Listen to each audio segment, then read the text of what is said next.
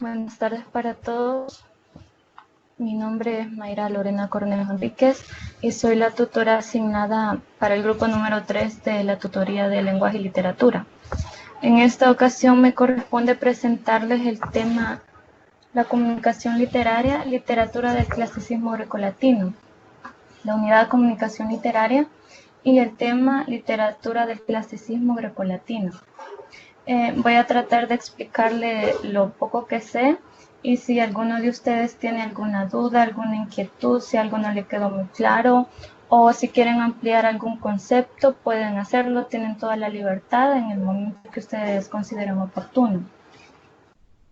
Como el nombre de la unidad es comunicación literaria, vamos a hacer un pequeño repaso de lo que es la comunicación literaria.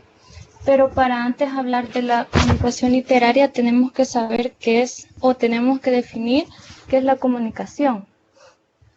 En primer lugar, para que se dé la comunicación, como estamos viendo en la pantalla, se necesita tener 6 elementos, los cuales son el mensaje, el contexto, el emisor, el receptor, debemos tener un código, debemos tener un canal. Si dentro de la comunicación tenemos estos 6 elementos. Entonces, para que se dé una comunicación y que se pueda entender bien el mensaje, vamos a poner un ejemplo con los 6 elementos que les acabo de mencionar. En este caso yo soy el emisor, ustedes están fungiendo como el receptor. La información que yo les estoy transmitiendo en este momento sería el mensaje, pero para que este mensaje para que puedan comprenderme ustedes el mensaje necesitamos de un contexto. En este momento es todo lo que tiene que ver con el tema, ¿verdad?, que estamos estudiando. Y para que este mensaje también lo puedan comprender y puedan comprender el contexto, debe tener un código en común, algo que ustedes puedan entender y de la misma manera que yo. Entonces, en este caso, el código, como lo han estudiado en los PDFs que les han subido en la plataforma, sería el lenguaje. Nos comunicamos por el mismo idioma, que es el español. En algunas ocasiones quizás pueda existir alguna variante, pero ya es parte del vocabulario que cada uno posee. Y para transmitir el mensaje también necesitamos un canal. En este caso sería esta videoconferencia, ¿verdad?, por medio de la computadora y por medio de internet y la aplicación que estamos utilizando ahorita. Entonces, y como les dije anteriormente, el mejor ejemplo que les puedo poner ahorita es lo que estamos haciendo, ¿verdad? Luego de haber definido lo que es la comunicación, vamos a pasar a lo que es una comunicación no literaria o habitual y una comunicación literaria, o como aparece en la presentación, un lenguaje literario. En la comunicación no literaria o habitual son las conversaciones o la comunicación que tenemos en el día a día. Puede ser con nuestros familiares, entre amigos, cualquier tipo de comunicación que nos lleve inmerso en lo que tiene que ver más con las figuras retóricas, con el lenguaje poético, porque eso es más propio del lenguaje literario. Entonces, leyendo un poco la pequeña descripción que dice acá, que es un proceso mediante el cual un emisor transmite un mensaje verbal o no verbal a un receptor mediante un canal concreto y con un código común, con el fin de difundir, intercambiar y compartir información. La comunicación no literaria está creada para dar información que sea veraz, clara y que sea un poco más rápida. Que a la hora que una persona le diga, mira, puedes traerme la CIA o no sé, préstame tu teléfono, uno no tenga que quedarse pensando, ¿verdad? ¿Qué es lo que me dijo? ¿Será cierto, será falso? No, sino que uno lo entiende a la primera. Entonces esa es una de las características principales de la comunicación no literaria, que hay que darse a entender de manera clara y precisa. Ahora podemos entrar a lo que es lenguaje literario. Acá dice en la definición que es aquel que usan los escritores con el fin de transmitir una idea, pero de una manera más bella y estética para captar la atención del lector. Dependiendo de la estructura y el contexto, el lenguaje literario lo podemos encontrar en los géneros líricos, narrativos, dramáticos, didácticos y ensayísticos. Por ejemplo, en la narrativa podemos ver que en un cuento, por ejemplo, hay un narrador, entonces empieza a describir, si citamos el cuento de Caperucita Roja, cuando la mamá manda a Caperucita Roja a que vaya a visitar a su abuelita, le dice, tienes que pasar por el bosque, por esta calle, y tal vez le dice, vas a ver, no sé, el azul del cielo o un lago cristalino. Entonces le está poniendo como unos sustantivos o unas descripciones para embellecer más el paisaje y de esta manera que nos pueda entretener a nosotros como lectores, porque el fin de esto es que nos atrape o capte nuestra atención y nosotros querramos seguir leyendo y leyendo, empapándonos del conocimiento que nos está aportando esa historia y que después podamos sacar nuestras propias conclusiones y ver qué es lo que ese cuento nos ha dejado. No sé si alguien tiene alguna pregunta o quisiera aportar algo.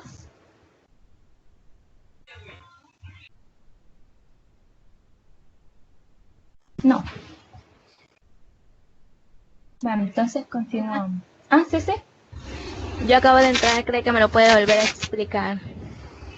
Bueno, estábamos hablando sobre la comunicación literaria y estuve definiendo qué era una comunicación normal.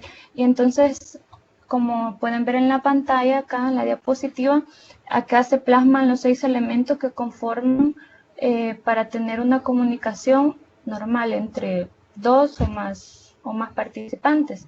Estaba diciendo que se necesita de un receptor en este caso y para ejemplificarlo sería yo como receptor, yo sería el emisor, ustedes serían el receptor. El mensaje es lo que ahorita les estoy dando a conocer. Para que me puedan comprender este mensaje se necesita un contexto y el contexto es el tema que estamos estudiando en este momento o el tema que yo les estoy presentando, que sería la comunicación literaria, y más adelante vamos a ver lo que es el clasicismo grecolatino. Pero también, aparte de tener un contexto, para que se transmita el mensaje y para crear este mensaje necesitamos tener un código común, algo que podamos entender. En este caso sería el lenguaje. Nosotros nos estamos comunicando por el idioma español. Entonces yo les decía que ya ustedes y yo, obviamente hablando el mismo idioma, nos vamos a comprender bien. Pero para que yo les pueda transmitir este mensaje por la situación en la que nos encontramos ahora con esto de la pandemia, ¿verdad? No se pueden hacer clases presenciales, ni se les puede hacer una ponencia de manera presencial, sino que se necesitan estas herramientas y estos recursos para poderles transmitir la información mediante el Internet. Y se necesita también la computadora. Entonces dije que ya habiendo definido lo que es una comunicación simple, por llamarla así, vamos a entrar a lo que es una comunicación no literaria y un lenguaje literario. Entonces la comunicación no literaria o habitual es lo que les acabo de decir, ¿verdad? El ejemplo que les acabo de poner, lo que estamos haciendo nosotros, que nos estamos comunicando de una manera, espero yo que bastante clara de mi parte y que me puedan entender lo que yo les estoy diciendo, comprender el tema de la mejor manera.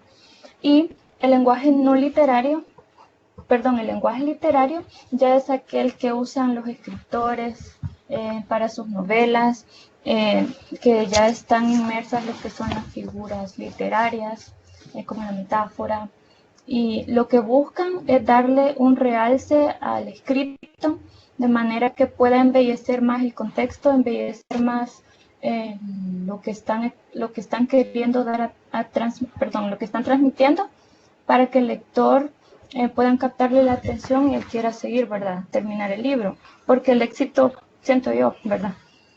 El éxito de un buen libro es ese cuando uno se olvida del tiempo, que uno solo quiere terminar, quiere conocer qué va, en cuál es el nudo, cómo se va a desenlazar y ver qué es lo que le dejó eso que está leyendo y dar mi opinión, ¿verdad? Entonces, creo que de esa manera podría definirse un poquito lo que es el lenguaje literario. No sé si la chica que me hizo la pregunta le quedó un poquito claro.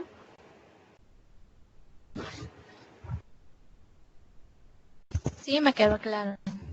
Vale. Ahora pasamos a lo que es la comunicación, continuando con la comunicación literaria, vamos a hablar lo que son las funciones del lenguaje. Según los libros de lingüística, se supone que al inicio solo habían 3 funciones, que eran la emotiva, la referencial y la conativa. Pero en 1960, si no me equivoco, el lingüista Roman Jakobson introdujo otras 6 y entonces las hizo como compaginarse o complementarse con los elementos de la comunicación que les expliqué en la diapositiva anterior. Voy a tratar de explicarles cada una, espero que puedan entenderla. Si algo no les queda claro, por favor, díganme. En la función expresiva o emotiva consiste en expresar emociones, sensaciones o estados físicos. El factor dominante dentro de los elementos de la comunicación es el emisor, o sea, el yo, el quien está transmitiendo el mensaje. Porque quiero dar a conocer, aparte de que me comprendan el mensaje, quiero que entiendan la manera en la que yo lo estoy diciendo. Entonces, si vemos el ejemplo, está con los signos de admiración que dice, ¿qué ojos más lindos tienes? Entonces significa que está expresando algo bonito, algo que realza en la persona. Si yo quiero transmitirle a alguien que tiene unos ojos bonitos, que a mí me gustan, no lo voy a decir de una manera así toda seria, ¿verdad? ¿Qué ojos bonitos tienen? Podría considerarse quizás hasta sarcástico, ¿verdad? En cuanto a la función conativa, o apelativa, consiste en incitar o influir a otro para que haga algo. El factor dominante dentro de los elementos de la comunicación es el receptor, porque lo conativo o apelativo también se puede decir como expresar quizás no una obligación, pero quizás un poquito de mandato o una orden que se le quiera transmitir a alguien. En el ejemplo dice, cuelga tu mochila. No lo está obligando a que lo haga, pero es como le está dando una indicación. U otro ejemplo podría ser, ven. Entonces cuando alguien le dice ven, uno pues automáticamente va, ¿verdad? Si es una persona conocida. Pero se ve que la función conativa sí está haciendo efecto dentro de la comunicación. Ahora tenemos la función poética. En la función poética se representan en los textos literarios, publicidad y busca alterar el lenguaje cotidiano para provocar un efecto en la forma. Está centrada en el cómo se dicen las cosas. Y el elemento donde tiene el factor dominante es el mensaje. Como pueden ver el ejemplo, el verano ha llegado, todos estamos maravillados. Quizás un ejemplo para que sea un poquito más claro sería como Antonio está más feliz que una perdiz. Entonces ya le está agregando ese está más feliz que una perdiz, puede asemejarse a algo más poético. No solo simplemente dice, miren, Antonio está feliz. No, sino que le pone algo más y que lo hace sentir a uno que esa persona está como duplicando la alegría. Entonces, no es necesario que diga, me siento inmensamente feliz, sino que ya está más feliz que una perdiz, entonces uno ya comprende el significado. Ahora está la función referencial. Dentro de la función referencial, dice que representa objetivamente la realidad, informando o exponiendo hechos, conceptos o ideas. Aquí tiene que ver el contexto. Referente y contexto, yo siento que se puede decir que está bastante claro, ¿no? Porque hace referencia a lo que nosotros estamos hablando. Leyendo un poco la información, creo que decía que también se pueden citar los vocativos. Los vocativos son cuando uno le dice, Renata, tus guantes están sucios. El decir Renata ya está evocando a una persona, está haciendo referencia a algo. Entonces la función referencial se puede ejemplificar fácilmente con eso que yo les acabo de decir. O como tenemos también el ejemplo acá, mañana es domingo. Uno no necesita comprobar que mañana es domingo porque ya es algo que está establecido, algo que se entiende a la primera. Ahora, dentro de la función metalingüística, se refiere al código mismo, al lenguaje que nosotros estamos utilizando. Aquí quizás para que me entiendan un poquito, sería como cuando lo que les decía al inicio del vocabulario, que a lo mejor si yo le digo a una persona que desconoce el término obsoleto, me diga, ¿podrías por favor explicarme qué significa obsoleto? Entonces ahí podría entrar la función metalingüística, porque como que no me entendió lo que yo le di a conocer, no porque el código esté difiriendo, el código entre nosotros, sino por la diferencia en esa palabra dentro de nuestro vocabulario. Pero al yo describirle lo que quise decir, él me entiende rápido. Entonces, el código se mantiene bien, porque hablamos el mismo lenguaje, solo que con otras palabras que yo amplié al término que le di a conocer, él me entendió perfectamente. Y ahora la función fática consiste en abrir o cerrar o mantener una comunicación, y el factor dominante dentro de los elementos de la comunicación está el canal. Para ejemplificarlo, vamos a recordar cuando teníamos que ir, digamos, a una presentación o a un evento, a una exposición. Entonces estaba el público esperando que diera inicio. Entonces llegaba el exponente o el ponente y tomaba el micrófono y decía 1, 2, 1, 2, ¿me escuchan? Entonces ahí está entrando en juego la función fática, porque lo que él está haciendo es comprobando si el canal de comunicación está habilitado para transmitirles el mensaje.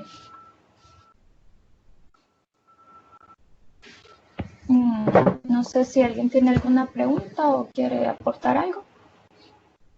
Yo tengo una pregunta. Sí. No entendí muy bien lo que dijiste con respecto a la función conativa. A la conativa. Voy a tratar de explicarla nuevamente. La conativa tiene que ver con el receptor. En este caso, digamos, ustedes. Lo que yo les estoy diciendo ahorita, por el interés que ustedes tienen en el tema, me están prestando atención. Entonces, lo que acabo de hacer en este momento, si yo hice una pregunta, usted que no le había quedado claro, me entendió. Entonces yo dije, ¿alguien tiene algo que decir o alguna duda? Entonces, por el interés que usted tiene en el tema, la hizo rápido responderme. Entonces, el hecho de que yo le diga, si alguien tiene una pregunta, no es que yo esté obligando, ¿verdad? Sino que la persona interesada responde inmediatamente. No porque sea una obligación, sino porque hay un interés. No sé si le quedó claro. Sí, gracias. Sí, bueno. Hola, ¿Sí? buenas tardes. Una Buenas consulta. tardes. Diga. ¿El contexto temático puede ser solamente relacionado a tiempo o está relacionado a más aspectos, por ejemplo, espacio, objeto, o solamente es tiempo? No, según entiendo, el contexto tiene que ver todo. Si es en una comunicación, así como nosotros ahorita, supongo que sí, solo el tiempo, el espacio, en la hora, ¿verdad? Pero si nos estamos refiriendo a una obra, a un cuento o algo que se haya escrito en el pasado, siento que también evoca a eso. O sea, pueden haber varios elementos, no solamente el tiempo y el espacio, también, no sé, características de otro personaje, porque también puede referirse a una tercera persona, no solo a lo que nosotros estemos hablando.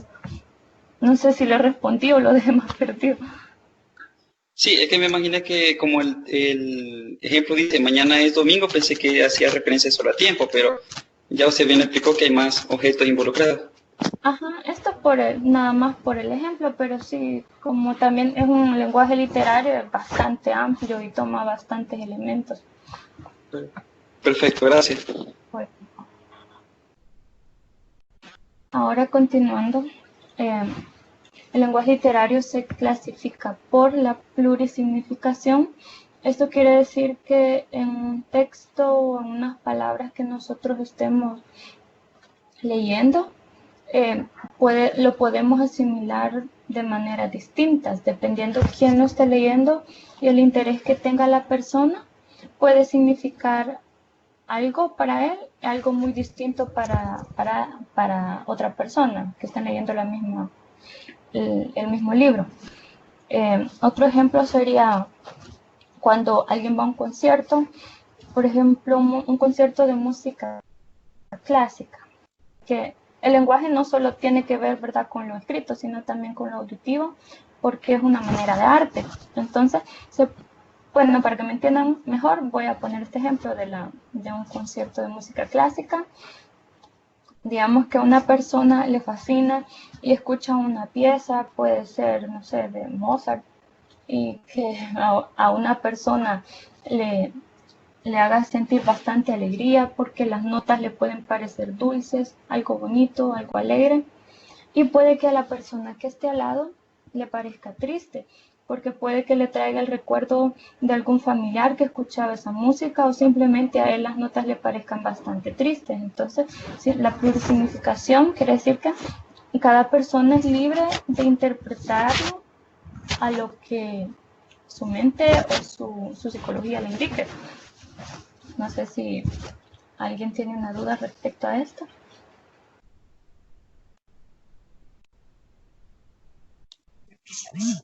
O sea que sería como los sentimientos de cada persona, algo así. Sí, en parte sí, porque depende cómo uno tome y el estado de ánimo que uno, en la redundancia esté, así va a asimilar lo que esté escuchando o lo que esté leyendo. Sí, Ok, muchas gracias. bueno. Ahora la connotativa. La connotativa es algo más subjetivo, porque también tiene que ver entra aquí en la última característica, dice que predomina la función poética. Y yo siento que lo connotativo también tiene que ver con la subjetividad, porque depende, como uno esté, lo que me acaba de decir la muchacha que me preguntó, dependiendo del estado de ánimo o los sentimientos que uno tenga, así le va a poner al lenguaje o a la comunicación, al texto, lo que esté leyendo o lo que esté diciendo. A eso se refiere. Y ya el lenguaje o una característica más denotativa es como se apega un poquito más a lo habitual. No tiene mucho que ver lo literario, sino que solo va para comunicar una idea clara ya. En cambio, la connotación es para darle belleza, realce, es como para endulzar un poquito más eso que usted va a leer o va a decir. Y la originalidad también, porque los textos o las obras o lo que la persona, en este caso los escritores, quieran crear, para que esto, siento yo, ¿verdad?, que sea exitoso, debe tener esa característica de originalidad, porque a nadie le gusta leer algo que sea la copia de algo anterior y para rematar que sea feo, ¿verdad? No lo supere, sino que sea la mitad de bueno de lo que es lo original. Entonces, dentro de la originalidad quizás podríamos citar la novela de Bram Stoker, Drácula. Siento que antes de Drácula se vino a establecer como un clásico de las novelas de vampiro, ¿verdad? Antes de Drácula no había un referente para decir que en el que se basó Drácula o que Drácula hizo el plagio, Bram Stoker hizo plagio de la obra. Entonces, ese es un ejemplo de originalidad, la imaginación que él le dio su texto, y esto fue un éxito, porque hasta el momento, ahora sí, Drácula es un referente para todas las novelas y películas de vampiros que se han creado en la actualidad. Y por último está la predominación de la función poética. Creo que esto está un poquito claro porque lo he venido explicando anteriormente. No sé si alguien tiene una duda.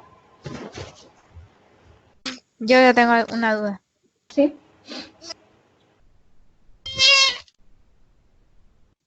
Fíjate que en el folleto que nos proporciona la universidad.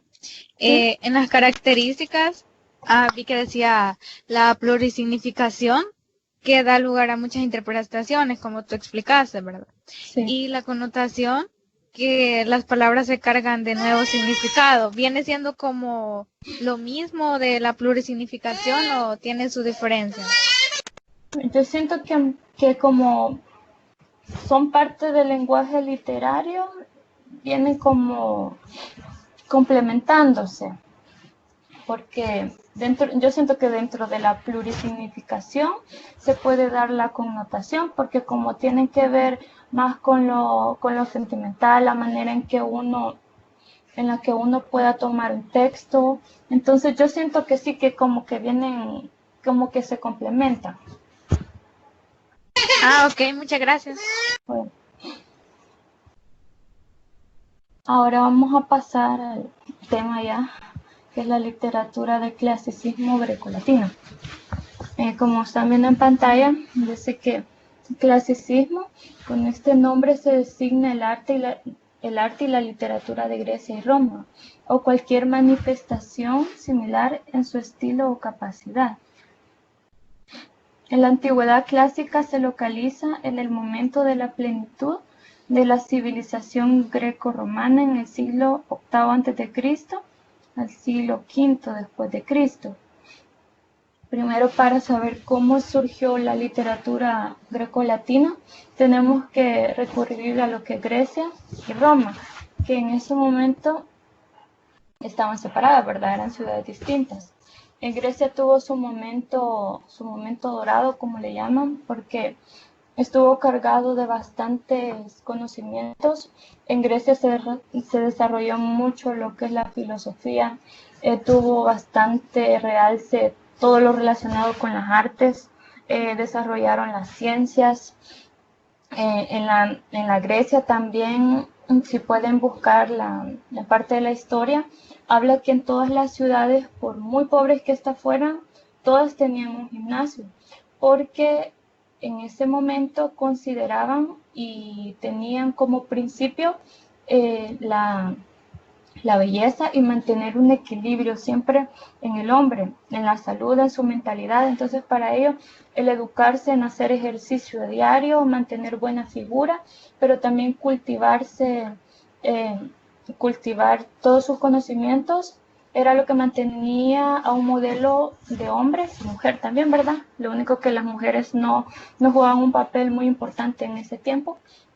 Entonces, mantener un equilibrio entre cuerpo y mente era lo que para ellos era como su estándar, ¿verdad? Su estándar de buen ser.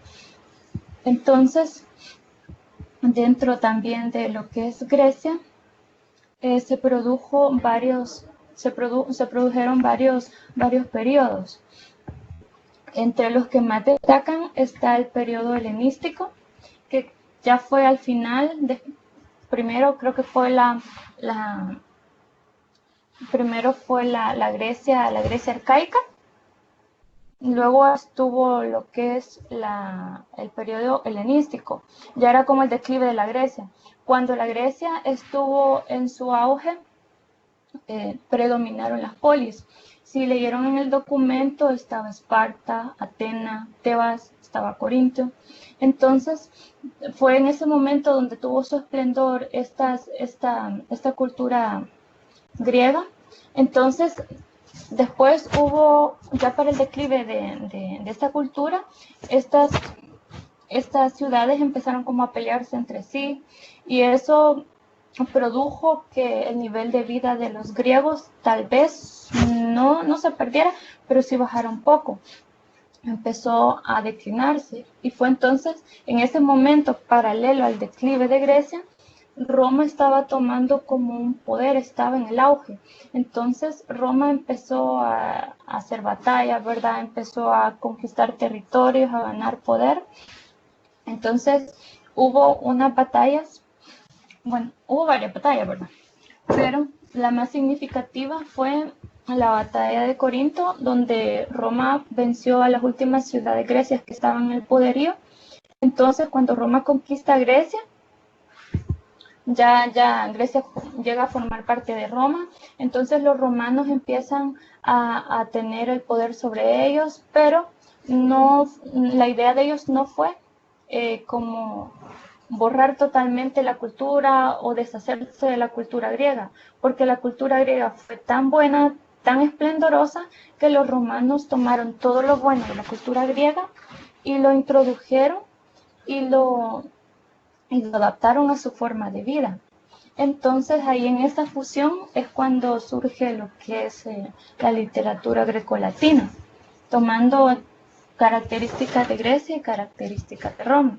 Pero también es importante destacar que dentro de Grecia, cuando estuvo en su auge, estuvo el periodo helenístico, como les dije anteriormente, que fue cuando Alejandro Magno, que había nacido en Macedonia. Macedonia también era una ciudad griega de mucho poder en ese entonces. En sus batallones y su reinado empezaron también a tener como guerras para conquistar ciudades. Entonces lograron conquistar muchas ciudades, se levantó el imperio helenístico y fue también en ese momento cuando Grecia cultivó todo lo que eran las escuelas filosóficas. Ahí se pueden ver los grandes pensadores de ese tiempo como Platón. Ellos han influido muchísimo hasta nuestra actualidad. Todavía muchas personas leen sus escritos, los toman como referencia, han servido de base para muchos de los conocimientos que tenemos ahora en la actualidad. Ya cuando Alejandro Magno murió a los 32 años, allá por el año 3023 a.C., hubo un periodo de guerras también, porque los generales que servían a Alejandro Magno, cuando éste murió, al no dejar un heredero mayor, los generales estaban disputando quién iba a quedar a cargo del reino. Como no se pusieron de acuerdo, se dividió en 3, y esos reinos era Ptolemaico, esto sí lo estoy leyendo porque no me acuerdo estos nombres, Ptolemaica, está el Seleucida y el Antigónida. Estos 3 imperios o reinados surgieron luego de la muerte de Alejandro Magno. Ya esto fue prácticamente lo último, ya para dar el paso en que Grecia iba a desaparecer como potencia mundial en ese momento, y ya venía la conquista de Roma, ¿verdad? Y ya luego de esa fusión dio paso a lo que es la literatura grecolatina. Acá hay otro concepto de clasicismo, que dice que con esto se designa la fusión de Grecia y Roma. Aquí están los siglos en los que se sitúa, ¿verdad?, el auge o la permanencia de esta cultura grecorromana del siglo VIII al siglo V después de Cristo. Dice también que un clásico es una obra que haya sido considerada por su esplendor o fue demasiado buena, que ahora es considerada como un modelo a seguir. Entonces, en ese tiempo, de esa manera es como se clasificaba un clásico, ¿verdad?, de la literatura. No sé si alguien tiene alguna pregunta o algo que aportar.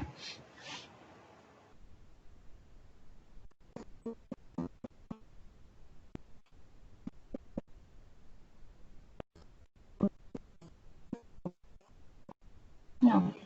Vamos a pasar a las características de la literatura grecolatina.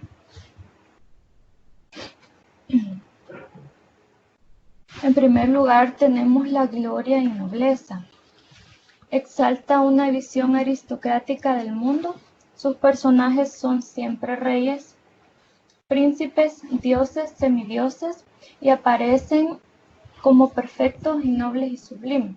Algo que se me escapó decirles anteriormente, pero que ustedes que ya leyeron el documento lo saben, que en la Grecia y luego en Roma eran culturas politeístas, creían mucho en muchísimos dioses.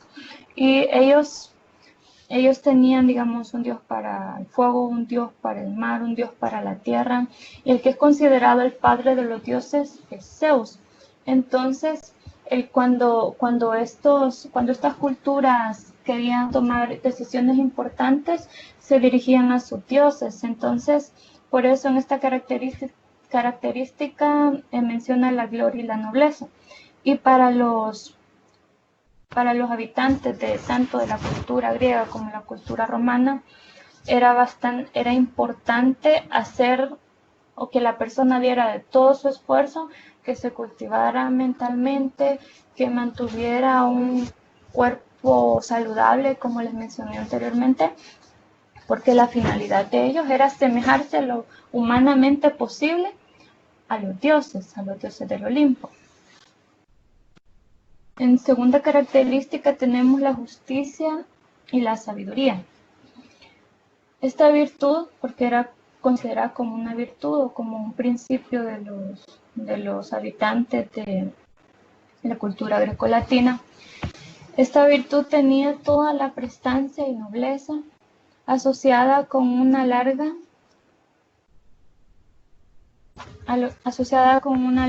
tradición y formación integral. Quiero decir que ellos, si les gustaba mantener un equilibrio en cuanto a mente, cuerpo, espíritu, también los más apoderados, ellos decían, ¿verdad?, que tenían que ser justos con lo que le correspondía a cada quien. Tengo entendido que un periodo en el que también repartieron tierras a los más necesitados, porque construir una cultura equitativa para ellos era importante, porque crecer todo, tal vez no al mismo nivel, ¿verdad?, porque creo que es imposible, no habrían ricos, pero crecer por lo menos todo el pueblo en conjunto, eso hacía que hubiera más poderío en una nación. Entonces para ellos eso era bastante importante. También está la presencia de una divinidad humana. Como dije anteriormente, ellos creían mucho en los dioses griegos, que luego los romanos los adaptaron y les cambiaron los nombres, pero las características seguían siendo las mismas. No sé si alguien tiene alguna pregunta que quiera hacer o...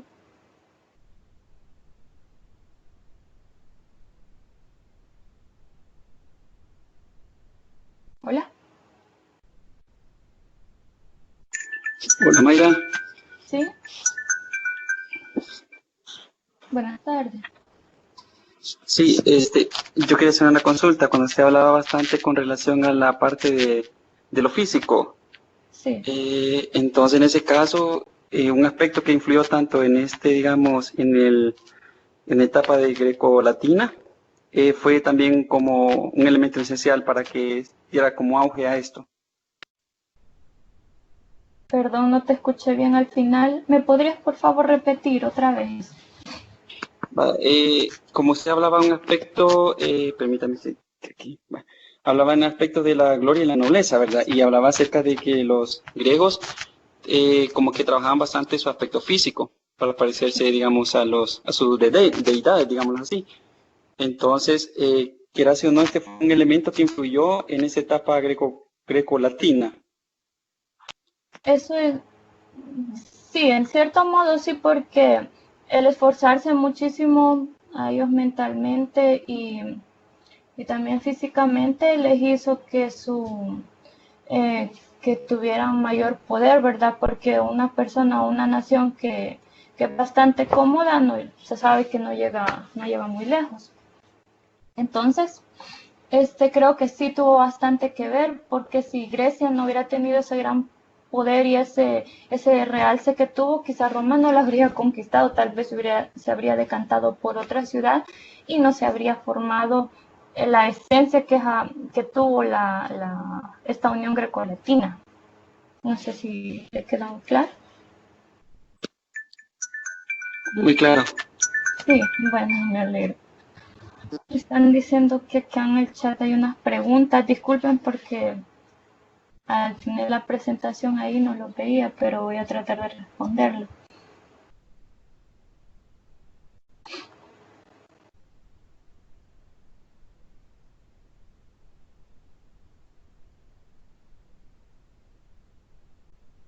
A cargo ¿quién estaba a cargo de Roma? El rey.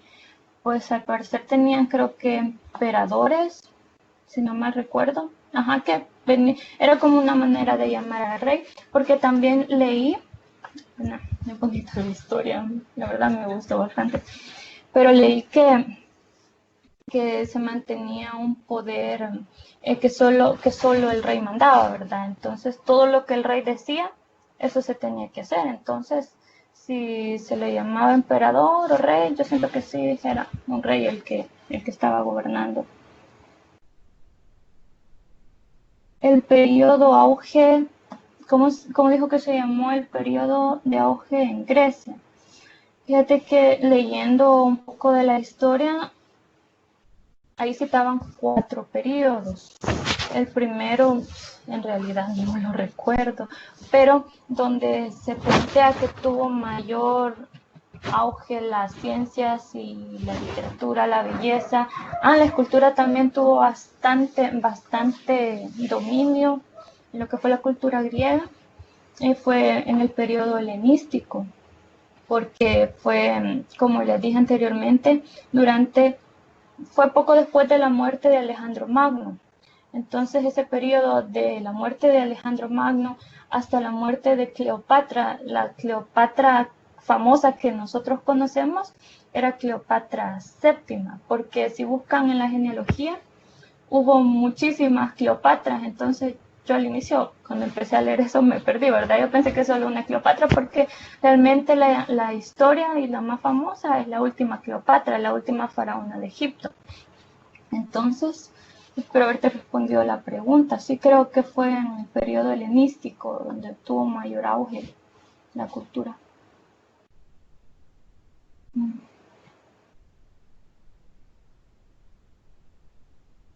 Luis Edgardo dice que el emperador Julio César, entre otros. ¿Sabes? Yo no recuerdo los nombres en realidad, pero es un nombre bastante mencionado. Bien, continuando con una tercera característica de la literatura grecolatina, tenemos el respeto por el destino. Como los habitantes de la cultura grecolatina tenían muchísimo respeto por los dioses, entonces para ellos el destino era algo muy importante. Nunca tomaban una decisión al azar. Si pueden buscar ustedes, se menciona bastante en las obras. Creo que muchos de ustedes han leído, ¿verdad? En la escuela en el colegio les dejaron alguna tragedia o algo, donde entraba lo que son los coros, y también entraban, en los coros mencionaban que tal vez digamos, Apolo o uno de estos dioses que estaban en el poder en ese momento tenía sus súbditos, ¿verdad? Entonces ellos si tenían que tomar una decisión importante, ellos recurrían a lo que era un oráculo, el oráculo de Delfo, el más famoso, porque ellos respetaban muchísimo el destino. Entonces les daba miedo arriesgarse tomando una decisión apresurada o tomar una decisión y no sabían qué iba a pasar. Entonces, en mi opinión, ¿verdad? Muy personal, eran personas bastantes, ¿cómo se les llama a estos? Cuando creen mucho a supersticiones, pero como para ellos era parte de su cultura, entonces recurrían a los oráculos. Entonces el destino lo marcaba lo que decían ahí, ¿verdad? El oráculo era un templo donde se suponía que ellos iban a consultar a un espíritu o a un dios. Entonces había un encargado, y al parecer empezaba a hablar como lo que nosotros decimos ahora en lengua, ¿verdad? Empezaba a hablar en lenguas y había una persona que lo estaba interpretando. Entonces, mientras la persona, el ciudadano, llegaba a hacer la pregunta, el encargado se poseía y no sé, ¿verdad? Bien extraño, empezaba a decir sus cosas en su dialecto. Entonces, la otra persona que estaba intérprete ya le daba el mensaje, y el ciudadano ya se iba tranquilo, o tal vez se iba con ganas de no haber ido, ¿verdad? Porque si ven, en la cultura griega son bastante dramáticos, porque no siempre las cosas terminan bien como uno quiere, o te podría ir bien en lo que estás preguntando, o ese era tu último día, allá para que llegaste a preguntar, ¿verdad? Ahora tenemos también la moderación y prudencia. Esto era también parte de la sabiduría que ellos decían tener, y en realidad la tenían, ¿verdad? Según sus creencias. Entonces, para ellos, llevar una conducta buena, ser respetuosos, es lo que generaba también la armonía dentro de esa cultura, a pesar de lo bélica que era, porque si ustedes leen, en Grecia y Roma hubo muchísimas batallas, todo era súper sanguinario. Ahí están las películas, yo nunca las he visto, no sé, Esparta creo, todo, no sé si se llama, ¿verdad? Pero ahí pueden ver los sanguinarios que eran. Y a pesar de eso, las personas cuando estaban en sociedad, ellos trataban de estar bien, de llevarse bien, de ser educados, ser prudentes en lo que hacían. Y por último tenemos la característica del realismo. Si ven en las obras o en las epopeyas de Homero, pueden ver que ahí se está hablando de la guerra que hubo en Troya. Entonces es algo muy real. No se ponían, quizás lo fantástico que ellos agregaban era lo de los dioses, pero como era parte de la cultura de ellos, era normal. Pero ahí sí se planteaba la realidad, las guerras, los raptos, se habla bastante lo que es el incesto en esos periodos fue bastante común, pueden verlos en las obras que están escritas en las tragedias. No sé si alguien tiene alguna pregunta respecto a las características.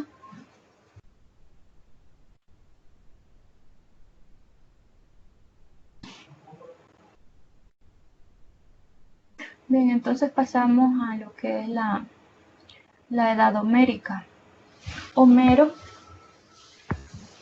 fue un dramaturgo que al parecer nació o su momento fue allá por el siglo VIII antes de Cristo.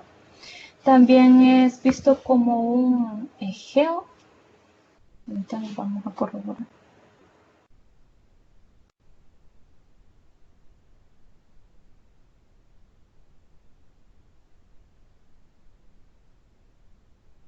Perdón, la palabra es aedo. Aedo, a pesar, un dramaturgo, como bien saben, es la persona que escribe obras orientadas para ser representadas en un teatro, ¿verdad? Más o menos una definición así bastante somera. Entonces, Homero fue un aedo. Aedo era la persona que componía sus propias obras y después las narraba o las cantaba frente al público.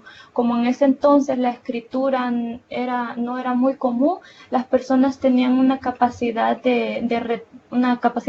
capacidad retentiva bastante buena, porque lo que escuchaban se lo memorizaban y así lo iban transmitiendo de generación en generación. Así es como ahora nosotros conocemos la Ilíada y la Odisea, porque muchas personas se las aprendieron y las contaban a las generaciones. Ya cuando hubo más acceso a la escritura, entonces se escribieron y ya se publicaron. Y gracias a eso es que nosotros conocemos estas dos epopeyas. Y también junto a los aedos están lo que son los rapsodas. Los rapsodas también eran otros personajes que se dedicaban a publicar, a proclamar, a contar las historias, con la única diferencia de que ellos simplemente se la aprendían y la contaban. Y el aedo era el que la componía.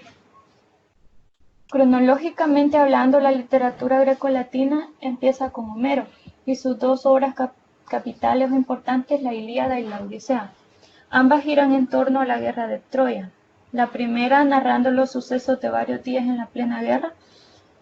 La segunda relatando el aventurado regreso de Odiseo, uno de los héroes de la guerra, de su isla Ítaca.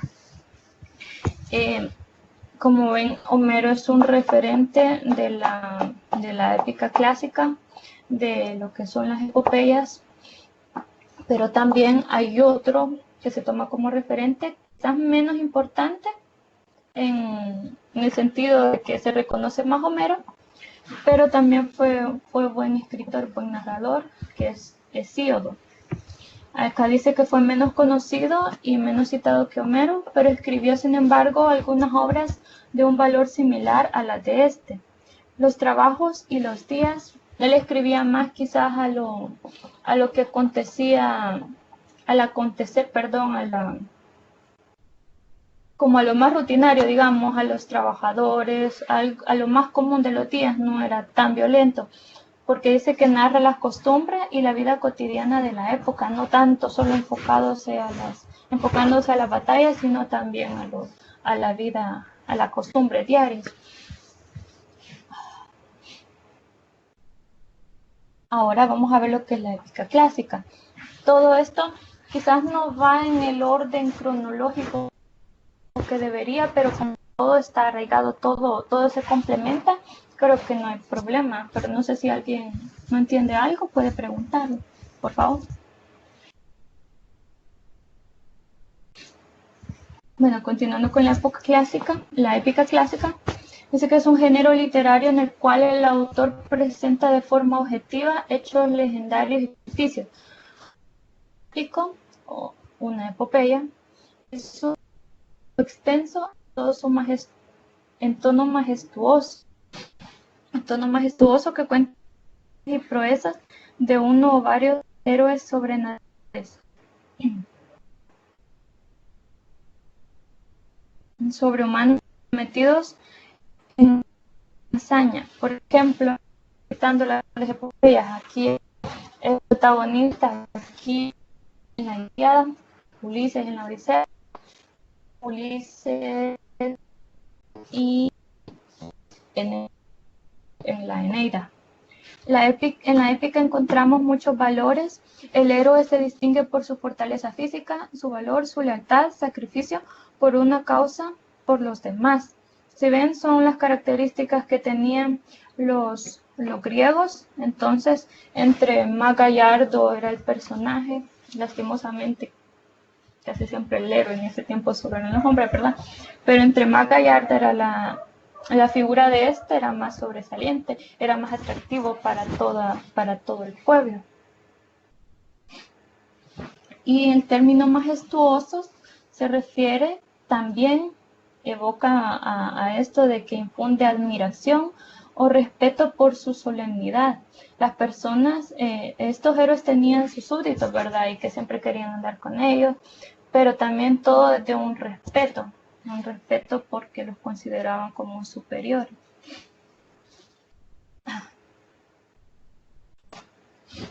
Ahora pasamos a las características. Las características de la épica clásica pueden basarse en hechos verdaderos, como dijimos anteriormente. La narración se realiza en pasado.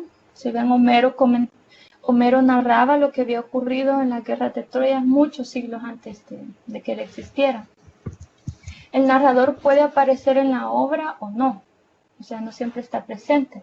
Eso quiere decir que si elegía, digamos, una tragedia, la podía estar narrando él o simplemente el coro, pero si citaba un texto lírico, más evocado a la lírica, entonces sí, porque lo lírico tiene que ver con la poesía. Entonces, generalmente un poeta está declamando, está describiendo lo que él siente en primera persona, ¿verdad? Entonces, ahí obviamente debe tener presencia dentro del texto. No así en la narración. La forma que se utiliza preferentemente en la obra literaria, épica o narrativa, es la prosa o el verso largo. No sé si alguien me podría decir cuál es la diferencia de escribir en prosa o en verso.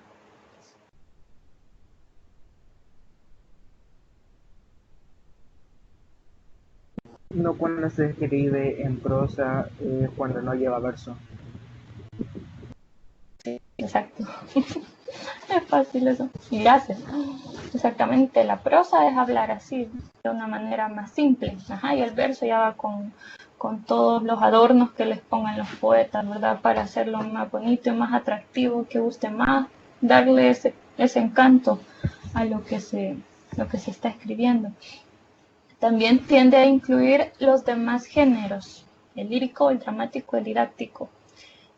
como les estaba diciendo anteriormente, se pueden, la épica clásica podría ser poemas dramáticos, podría ser una novela. El didáctico ya está más enfocado en lo que son los ensayos, las fábulas. El didáctico quiere decir que el fin de él no es solo gustar y digamos dejarle un buen sabor de boca al lector, sino es más instructivo. El ensayo, dar la opinión sobre un tema o sobre una obra, una fábula que generalmente está escrita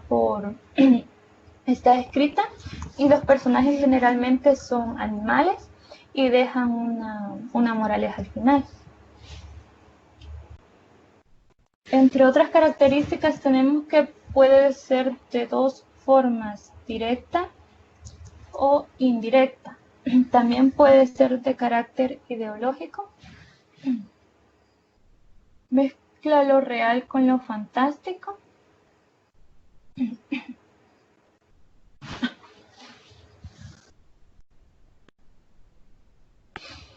Mezclando lo real con lo fantástico y magnificación de la figura del héroe.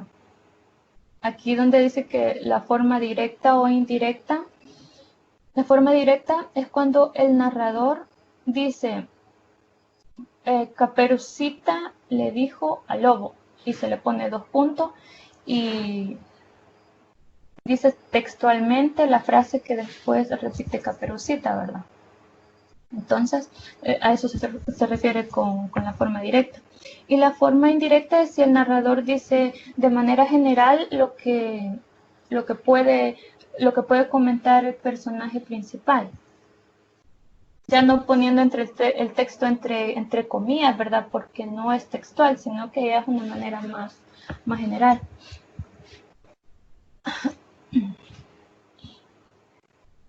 Y de ahí puede ser de carácter ideológico. Esto tiene que ver muchísimo con el pensamiento de uno. Ellos, como creían en muchos dioses, eran politeístas, lo mismo. Entonces lo que plasmaban ellos en sus obras, ¿verdad? A eso se refiere con carácter ideológico. Lo real con lo fantástico, pues los humanos, las personas griegas, las personas romanas, mezclándose con los dioses, tenían amoríos. Si ven también en ese periodo mezclaban bastante los dioses con animales. No sé si alguna vez alguien vio en alguna película un centauro, o también una película bastante famosa, bueno, de varios años ya, pero de caricaturas, de Hércules de Disney. Sale no recuerdo el nombre de esa cabrita y mitad humano, ¿verdad? Entonces, los cíclopes. Los cíclopes también, gracias, los que tenían un ojo nada más. Y también hablan de las musas. También hablan de las musas, que eran como la fuente de inspiración para las artes. Acá explica también lo que les estaba diciendo, lo que es un rapsoda, que dice que era un recitador o pregonero ambulante que cantaba los poemas homéricos. Y aquí también están los aedos, y menciona la diferencia, que los aedos sí componían sus obras, mientras que los rapsodas no, solo las cantaban, las declamaban. Aquí menciona lo que es en la transición entre la época arcaica y clásica. Menciona a los griegos, el esplendor de la poesía como Safo. No sé si han escuchado hablar de esta mujer que vivía en la isla de Lesbos y era así una poetista, ¿sí? Y lo que más llamaba la atención de ella es sus relaciones o su inclinación amorosa hacia otras mujeres. Entonces, leyendo que por referirse a la isla de Lesbos, entonces de ahí se deriva el término lesbianismo. Digamos que la raíz de esta palabra se ha dicho que viene de esta isla, el nombre Lesbos, ¿verdad? Por el amor que Safo sentía hacia otras mujeres. Ahí menciona a Anacreonte, menciona a Píndaro, a Simónides, que fueron poetas muy genialísimos o poetisas muy genialísimas durante ese clasicismo. Al parecer, ellos estuvieron viviendo en el siglo VI y siglo V antes de Cristo, ¿verdad?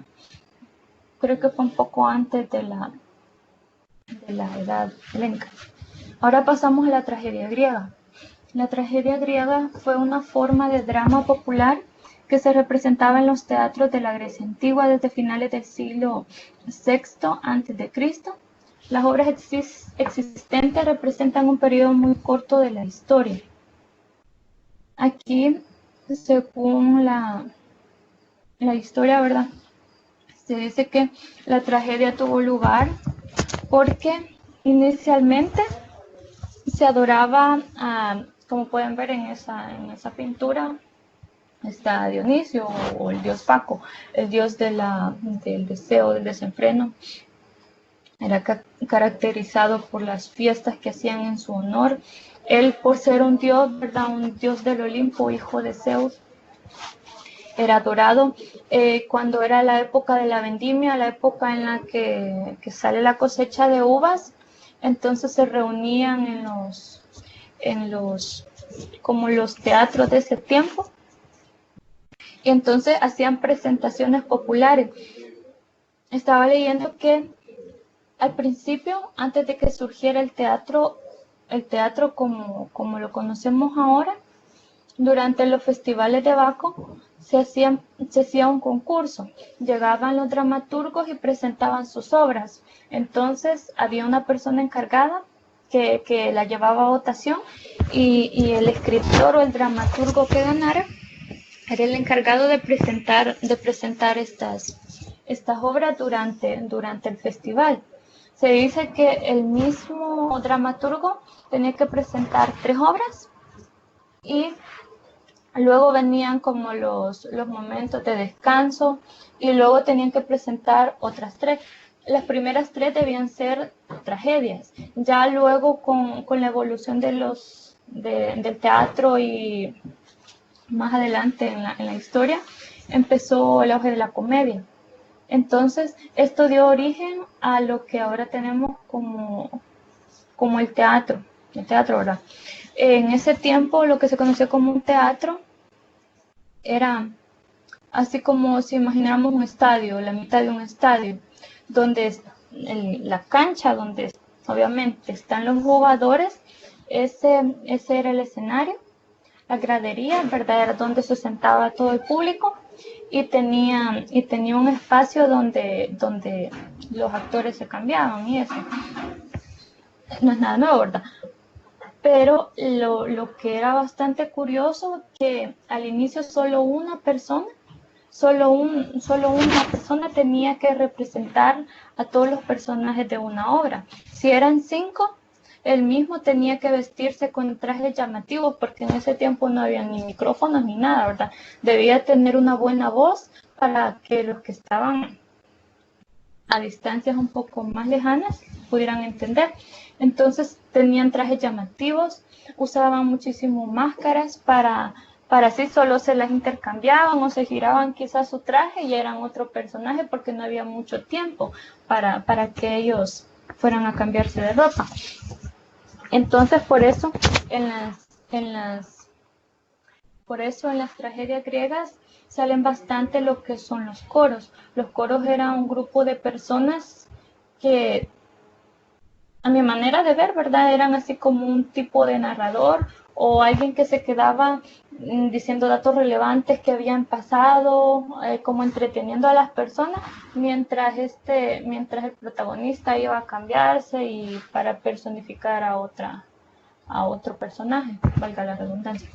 Y estaba leyendo también que estos eventos, estos festivales se daban, el periodo quizás en un día empezaban, ahí dice textualmente que cuando aclaraba el día y hasta la tarde, como eran tiempos de festivales, pasaban todo el día en estas presentaciones, y en los intermedios ellos ya tenían tiempo de salir a comer, a probar todo lo que salía de la uva. Y esto también dio bastante origen a lo que son las orgías, porque a consecuencia de la embriaguez del vino, porque obviamente Dionisio es el rey del vino también, ¿verdad? Y del desenfreno, de la sensualidad y eso. Entonces surgieron mucho las orgías. Entonces las personas que eran creyentes, que en ese momento quizás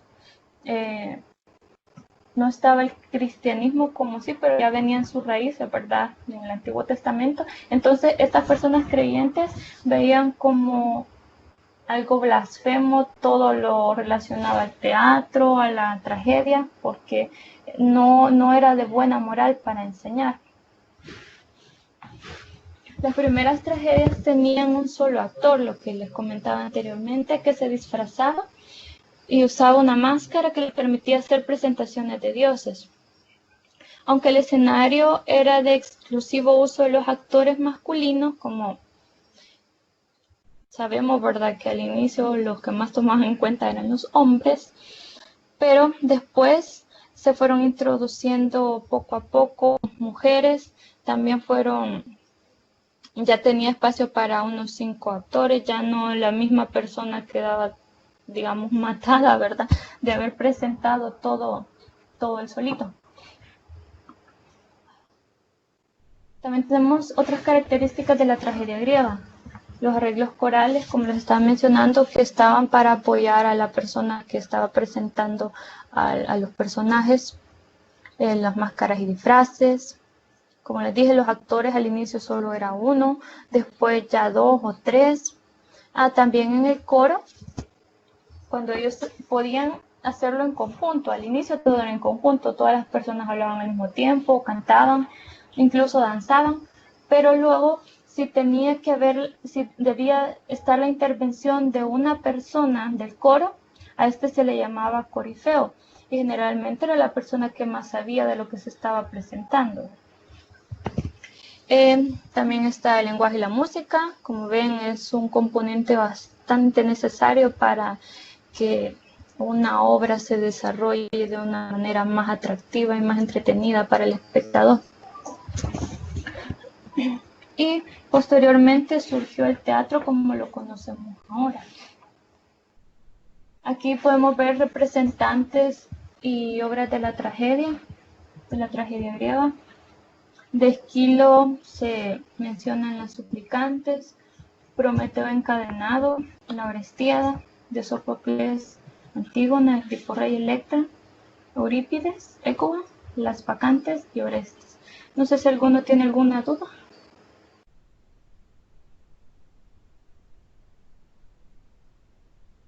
No, yo no. Bueno. Y ya para finalizar prácticamente este tema, vamos a regresar un poquito a lo que es la mitología y pueden ver que en la imagen están los principales dioses de Grecia, luego adoptados por la cultura romana, y tienen el nombre como eran conocidos por la cultura griega y por la cultura romana, ¿verdad? Y ven que era la diosa de la familia, Zeus, dios de todos los dioses, porque si ustedes leen sobre la vida de Zeus, se casó con muchas hermanas, al parecer tuvo hijos con sus propias hijas. Acá dentro de estos dioses se da muchísimo lo que era el incesto, y al parecer era bastante común en ese tiempo.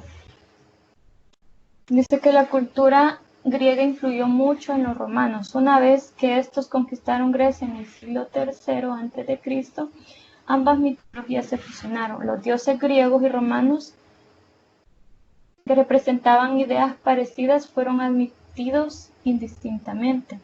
Es lo que les estaba comentando, ¿verdad? Y hasta acá llega mi participación. No sé si alguien tiene una duda, algo que agregar.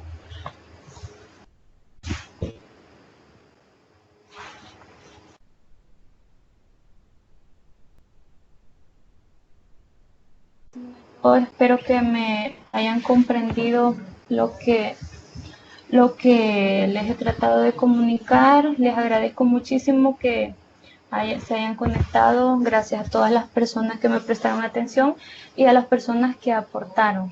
Muchísimas gracias. Les deseo feliz noche para todos.